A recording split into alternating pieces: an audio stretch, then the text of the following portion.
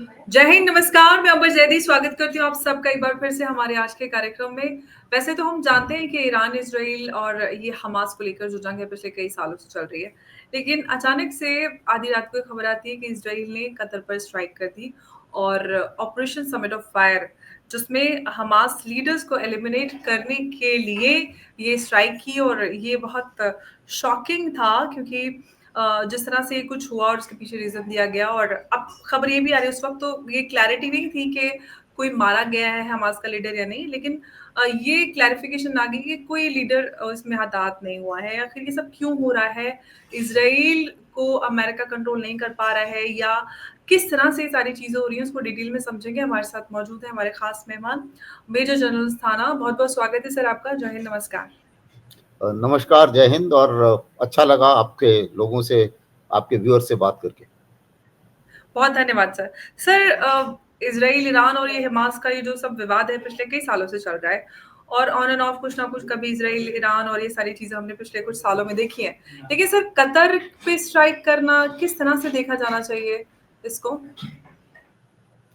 देखिए, इजराइल ने जो भी कतर पर स्ट्राइक किया है, एक तरीके से ये नेतन्याहू की ओवरड्राइव एक तरीके से इसको माना जाएगा, क्योंकि कतर पर स्ट्राइक करना जाहिर है कि अमेरिका को रास नहीं आएगा और अमेरिका को रास नहीं भी आ रहा है।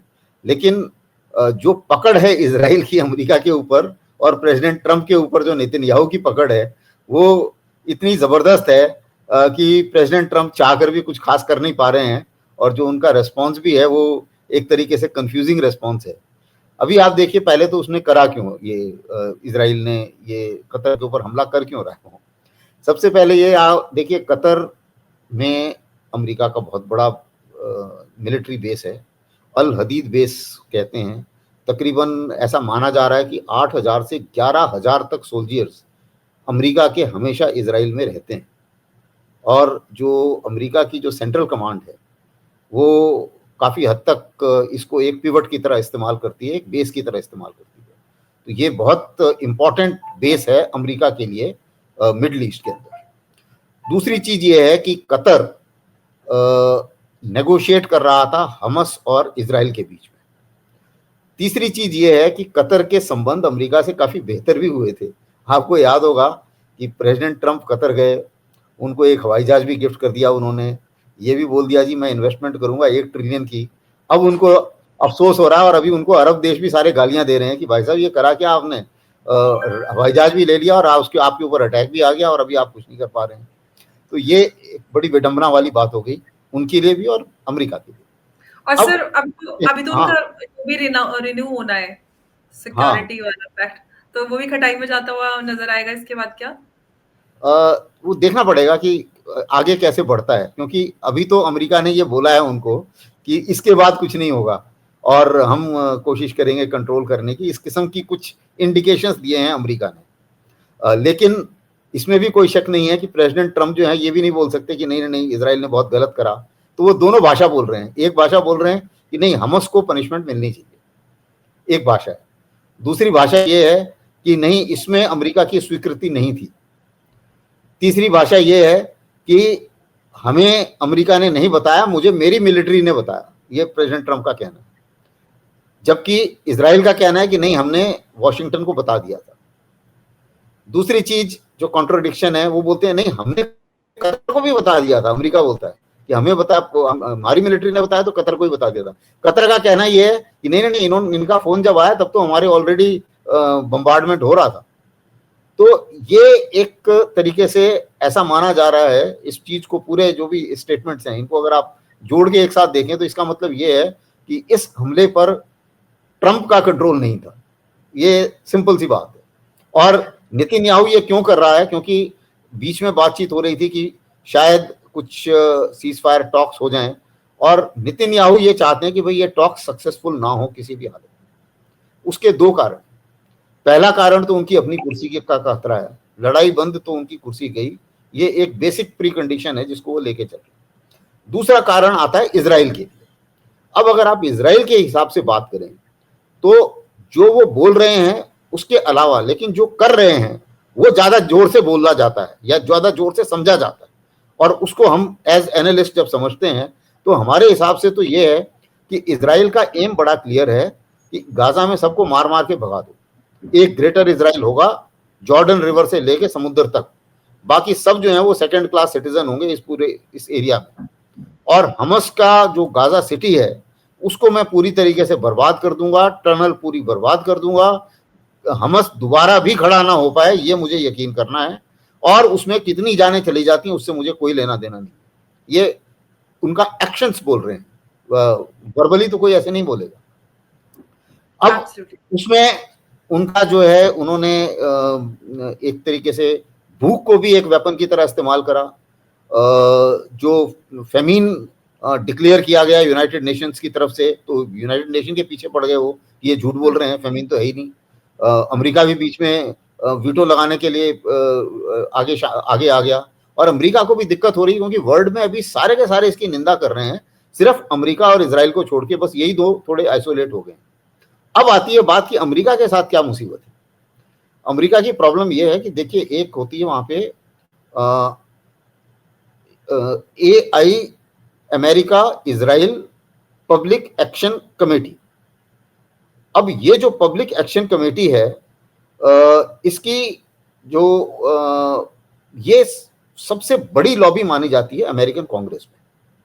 इनके पास पैसा है, इनके पास वर्चस्व है, और इनके वर्चस्व का जो मैं आपको एक पैमाना बताऊं, 435 जो रिप्रेजेंटेटिव हैं उनके हाउस में अमेरिका के, उसमें से तकरीबन 365 जो हैं वो इन्होंने लॉबी करके ये यकीन किया हुआ है कि उनकी जो विचारधारा है और उनके जो एक्शंस हैं वो इजराइल को सपोर्ट करते हैं। तो इतनी बड़ी लॉबी को किसी भी प्रेसिडेंट के लिए बड़ा मुश्किल हो जाता है ओवर रूल करना या ओवर पावर करना। तो ये लॉबी जो है ये यकीन करती है कि अमेरिका करेगा वही जो इजराइल को मंजूर है, चाहे अमेरिका कुछ भी बोलता रहे, प्रेसिडेंट ट्रंप कुछ भी बोलते रहे। अभी प्रेसिडेंट ट्रंप ने शुरू में जब टेक ओवर किया था बड़े जोर शोर से बोला उन्होंने कि मैं ये लड़ाई बंद करवा दूंगा और हमस को मेरी बात माननी चाहिए, सारे प्रिजनर्स लौटा दें, मेरे टेक ओवर करने से पहले अगर नहीं करेंगे तो हेवंस विल फॉल। अब वो सब कुछ हो गया, अब उनको 6-8 महीने भी होने वाले हैं और ऐसा कुछ भी नहीं हुआ। ये बात जरूरी है, ये जाहिर है कि गाजा में heavens did fall because more than 60,000 people have been killed, more than 2,500 journalists have been killed, aid workers have been killed, ये सारे के सारे लोग मारे जा रहे हैं।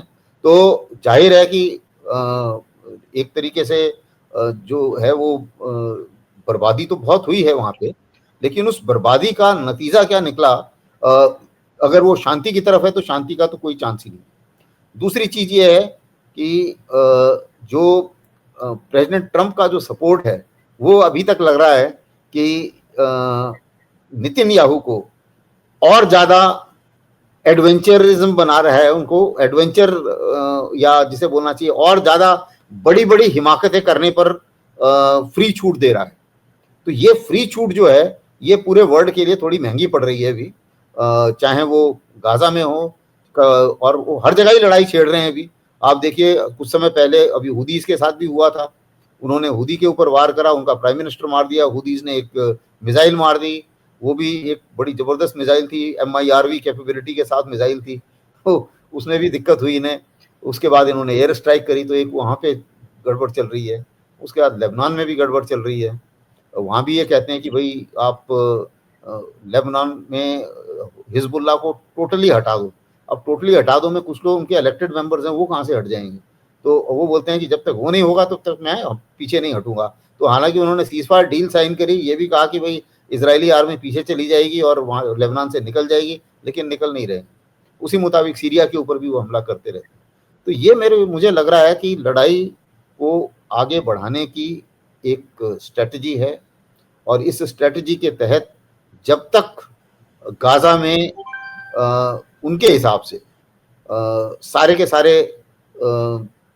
हमस कार्डर्स मारे नहीं जाते, वो बंद नहीं करेंगे। अब वो कब तक होगा उसका कोई नहीं जानता, और इस एक्शन के टाइम में जाहिर है कि कहीं ना कहीं अगर ये बंद होने वाला होगा और उन्हें लगेगा कि अब ये लड़ाई खत्म हो रही है, तो फिर वो कहीं ना कहीं कुछ और शुरू कर देंगे, चाहे वो हिजबुल्लाह की तरफ से होगा, चाहे वेस्ट बैंक में होगा, चाहे कहीं और होगा। अभी के लेकिन जो सर जी, सर हाँ, ये सब चल रहा है, इसमें 2 चीज़ें हैं। एक तरफ तो ये आ रहा है कि लड़ाई छेड़ी जा रही है। दूसरी तरफ ये भी है कि जो रिजीम चेंज ऑपरेशंस हैं, आप देखें फ्रांस में भी सर दंगे छूट गए हैं, ऊपर से हम नेपाल में देख रहे हैं, उसके पहले बांग्लादेश, श्रीलंका और जापान में भी हम देख रहे हैं क्या हो रहा है। ये सारी चीज़ें 2 चीज़ें एक साथ चल रही हैं और जो जिसमें समझ में आता है कि पूरी तरह से इसके पीछे अमेरिका है। आखिर सर अमेरिका का उद्देश्य क्या है? क्या अमेरिका ये जंग ऐसे ही जारी रखना चाहता है क्योंकि जंग से उनकी दुकान चलती है? या ये देखें कि उनकी हेजेमनी चैलेंज हो रही है तो वो इस तरह से रिजीम चेंज करवा रहे हैं? किस तरह से इस पूरी सिचुएशन को देखना चाहिए? देखिए जो अमेरिकी एक्शन है और जो आपने रिजीम चेंजेस की बात की है, हुँ, इसमें कोई शक नहीं है कि आज की डेट में अमेरिका को लगता है कि उसका वर्चस्व कम हो रहा है।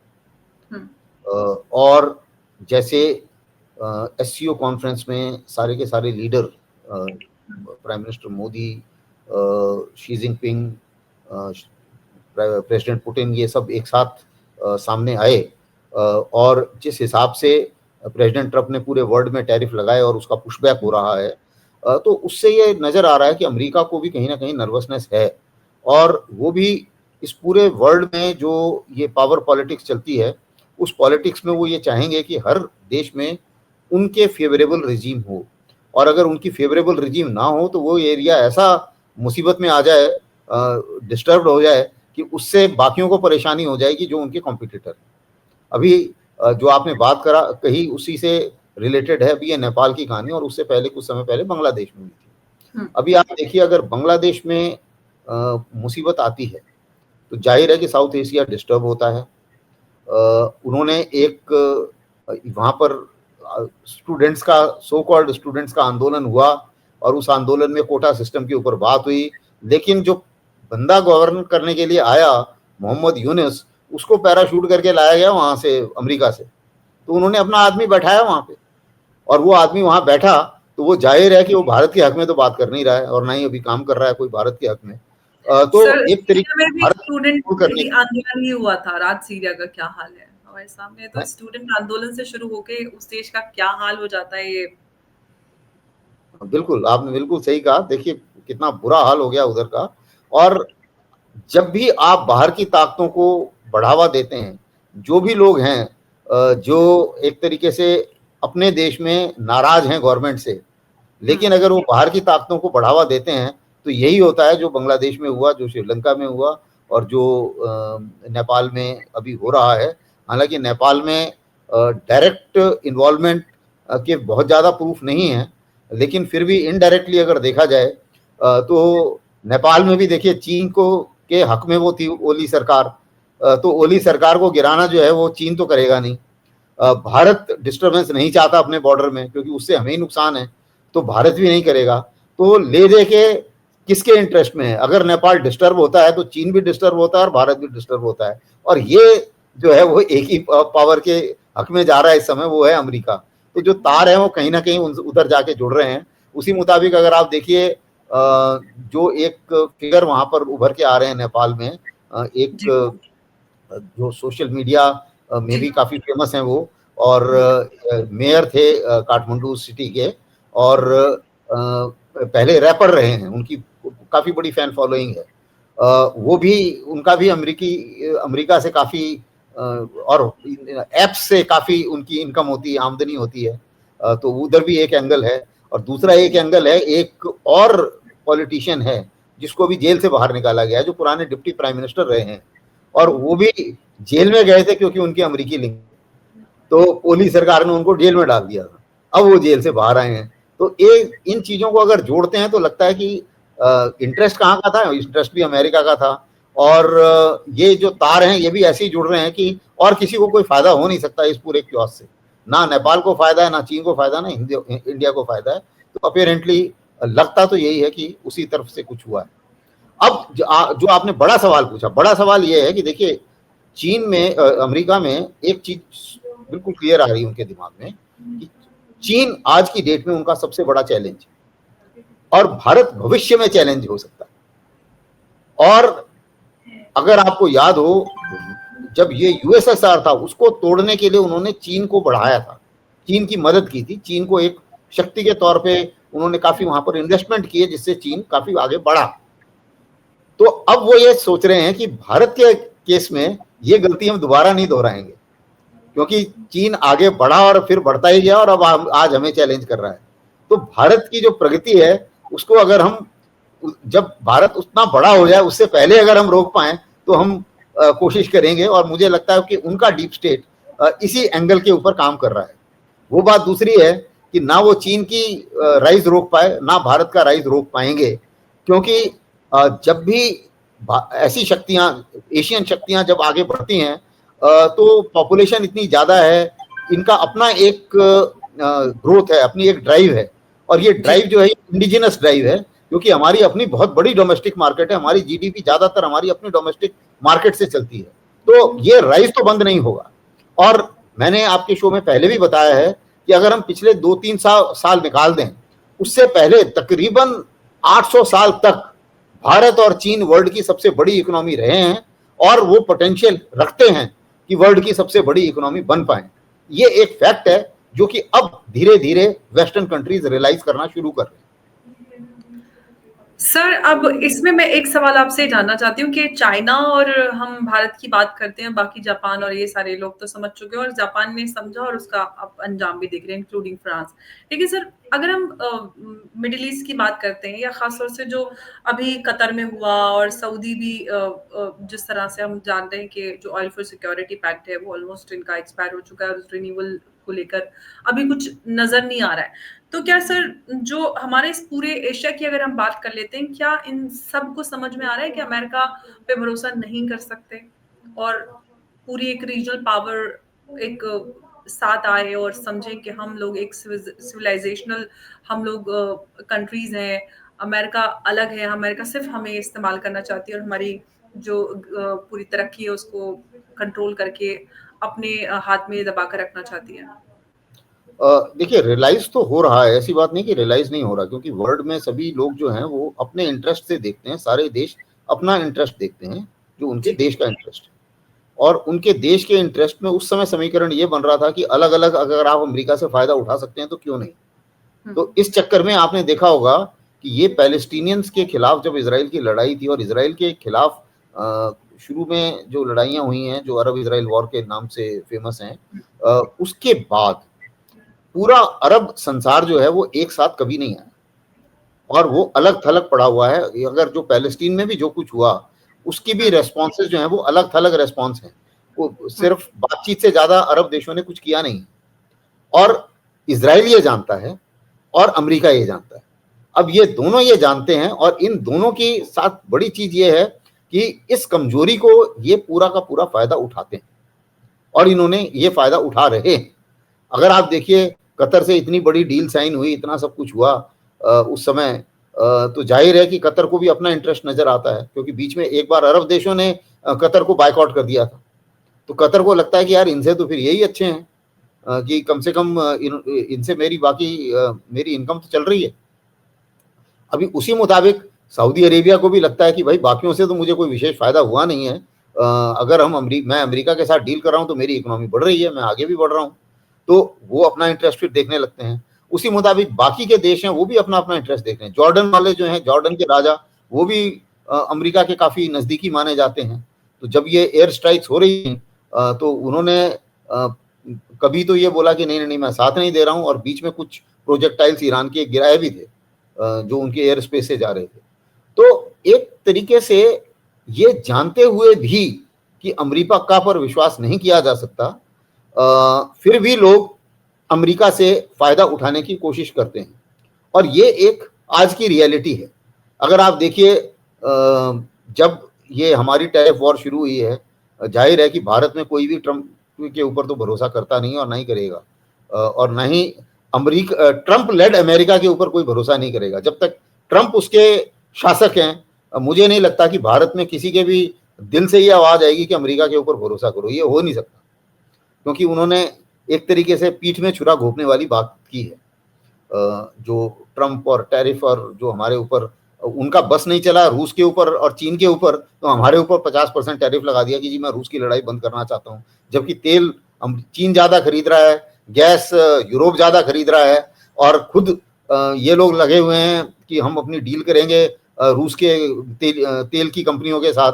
अमेरिकी खुद डील कर रहे हैं वहां से, और खुद ये फर्टिलाइजर और न्यूक्लियर फ्यूल खरीद रहे हैं रूस से। बिल्कुल, एक्सॉन मोबिल और रोसनेफ्ट के बीच की जो सीक्रेट डील का अभी खबर भी आई थी। तो उनकी हिपोक्रेसी पूरे वर्ल्ड को सबको मालूम है, ऐसा नहीं है कि ये मालूम नहीं है सबको। और उसके बाद में जब उन्होंने इंडिया के साथ ये किया तो जाहिर है कि दो चीजें सामने आई। एक तो ट्रम्प की शख्सियत कि भाई उन्होंने मेरे को नोबेल प्राइज के लिए नॉमिनेट नहीं किया, और उन्होंने ये नहीं माना कि मैंने पीस कराई है, तो इसलिए जो है मैं नाराज हूँ, और मैं नाराज हूँ तो अभी इनको झेलना पड़ेगा मेरी मुसीबत, और मेरा गुस्सा झेलना पड़ेगा। तो अब ये तो कोई ऐसे तो वर्ल्ड में पॉलिटिक वो नहीं चलती है, वर्ल्ड रिलेशन, इंटरनेशनल रिलेशन ऐसे तो नहीं चलते हैं। अच्छा, दूसरी चीज क्या है कि उनकी इन धमकियों से कुछ लोग डर गए, उसने और ज्यादा मुसीबत कर दी। अभी आप देखिए, जापान ने उनको 0% टैरिफ दे दिया था, जापान डर गया। अब क्या हुआ कि जापान को नुकसान हुआ ना, एक बात ट्रम्प को यह लगा कि नहीं, अगर जापान डर सकता है तो इंडिया क्यों नहीं डरेगा, इंडिया को भी डरना चाहिए। और यूरोप डर गया, उन्होंने 0% टैरिफ दे दिया, तो इंडिया को भी डरना चाहिए, वो और ज्यादा शेर हो गए। वो बात दूसरी है कि इंडिया नहीं झुका। अब तीसरी चीज ये है कि अब उससे होता क्या है, देश का नुकसान जब आप करते हैं तो होता क्या है, प्राइम मिनिस्टर जब उनको रिजाइन करना पड़ेगा। और इसका भी एक लिंक है, उनकी मीडिया में नजर आ रहा है, क्लियर कट लिंक, कि उन्होंने जो जिस तरीके से हथियार डाल दिए ट्रम्प के सामने, उस समय सब बोलते हैं कि भाई हमें आपके ऊपर भरोसा नहीं है, और उनकी पार्टी को भी भरोसा नहीं है, तो वो बोलते हैं कि ना भैया, तो अभी आप रिजाइन करो, तो उनको रिजाइन करना पड़ेगा एकदम। तो और वही चीज अभी आप देखिए, उसके ये जो यूरोपियन यूनियन की चीफ है, इसने भी ट्रम्प के सामने हथियार डाल दिए थे। अभी इसके ऊपर नो कॉन्फिडेंस मोशन आने वाला है अगले एक हफ्ते में। तो ये अमेरिका की दादागिरी लोगों ने सही, तब उनको उनकी हिम्मत और बढ़ी कि चलो और दबाओ भारत को। वो बात दूसरी है कि भारत अभी तक तो नहीं दबा है, लेकिन दबना नहीं चाहिए भारत को, और अपने जो इंटरेस्ट हैं और हित हैं उसके ऊपर हमें काम करना चाहिए, और मुझे लगता है कि हम वैसे ही कर रहे हैं अभी तक। बिल्कुल सर, भारत तो अपनी जगह पे है, लेकिन सर कतर जो है, कतर और इजराइल के बीच जो हुआ है उसको लेकर अभी अमेरिका की तरफ से, जैसे कि आपने कहा कि काफी कंफ्यूजिंग स्टेटमेंट आ रहे हैं, कई कई जुबानें बोली जा रही हैं, लेकिन इसके बाद से सर ये तो समझ में आ गया है कि चाहे इजराइल हो उनका पुराना पक्का अलाय, या फिर भारत की बात करें, भारत तो उनकी गिरफ्त से आजाद है, भारत का इतना नजदीकी संबंध भी नहीं था जितना इजराइल के है। तो सर इजराइल को भी कंट्रोल नहीं कर पा रहे हैं प्रेसिडेंट ट्रम्प, कोई नहीं सुन रहा उनकी, फिलहाल तो ये लग रहा है कि पूरी दुनिया में कोई नहीं सुनने वाला है। ये तो सही है कि लेकिन प्रेसिडेंट ट्रम्प को ये लगता है, और उनके सपोर्टर्स को ये लगता है कि नहीं, इस पॉलिसी में कुछ दम है, तो वो इस पॉलिसी को कुछ हद तक, कुछ महीनों तक चलाएंगे। मेरा अपना मानना और अपना एनालिसिस ये है कि तकरीबन नवंबर दिसंबर तक चेंजेस शुरू हो जाएंगे। अभी आप देखिए, जो भारत के ऊपर टैरिफ लगे हैं, ये इसके खिलाफ एक केस है उनके यूएस के कोर्ट में, सुप्रीम कोर्ट में। तो जब तक वो केस सेटल नहीं होता तब तक वो भारत के ऊपर से टैरिफ हटा नहीं सकते। कारण क्या है, क्योंकि उन्होंने कोर्ट में बोला यही है, जो ये पूरे उन्होंने टैरिफ लगाए उसका उन्होंने एक एक्सप्लेनेशन दिया है अपने सुप्रीम कोर्ट में, और वो एक्सप्लेनेशन बड़ा इंटरेस्टिंग है। वो कहते हैं कि रूस से मुझे खतरा है, और रूस की ताकत को बढ़ा रहा है भारत, इसलिए मैंने भारत के ऊपर 50% टैरिफ लगाए, और मैं उन सब देशों के, और टैरिफ से जो है मैं शांति ला पा रहा हूं, और टैरिफ के कारण मैंने भारत और पाकिस्तान का युद्ध शांत कराया, जो न्यूक्लियर युद्ध हो रहा था। इसलिए ये टैरिफ जो है ये सही है, और मेरी इमरजेंसी पावर सही है। क्योंकि अगर आप देखिए, रूस के कानून के मुताबिक और उनका जो कॉन्स्टिट्यूशन है उसके मुताबिक टैरिफ लगाना ये सेनेट का काम है, प्रेसिडेंट का काम नहीं। प्रेसिडेंट टैरिफ तभी लगा सकता है जब इमरजेंसी हो, और उसके लिए उसको इमरजेंसी पावर एक एक्ट है उसके तहत काम करना होता है, और वो डिक्लेयर करना पड़ता है। अब क्या हुआ कि लोअर कोर्ट ने उनका खिलाफ डिसीजन दिया कि भैया हमें नहीं समझ में आ रहा कि आपकी इमरजेंसी पावर जो इमरजेंसी है वो ऐसी भयानक इमरजेंसी थी कि आपको ऐसा कुछ करना पड़ा जिसमें आपने बिना सेनेट से पूछे टैरिफ लगा दिए। तो वो उन्होंने एक तरीके से केस जो है वो हार गए ट्रम्प के लोअर कोर्ट में। अब उन्होंने सुप्रीम कोर्ट में अप्लाई किया हुआ है, और लॉजिक इसी के साथ अप्लाई किया है, तो इस लॉजिक को वो खत्म नहीं होने देंगे जब तक सुप्रीम कोर्ट का फैसला नहीं होगा। तो 24 अक्टूबर तक भारत के टैरिफ के ऊपर कोई फैसला आए अमेरिका से, ऐसे मैं नहीं मानता। उसके बाद जो है कुछ नेगोशिएशन होंगे। उसके बाद क्या होने वाला है कि ये नजदीक पहुंच जाएंगे मिड टर्म इलेक्शन के, जो इनके सेनेट का इलेक्शन होना है। उस टाइम में जितनी जो भी टैरिफ है उसका पैसा तो अमेरिकन ने ही देना है, जो भी चीज महंगी होगी वो तो उनकी जेब से ही जाएगा।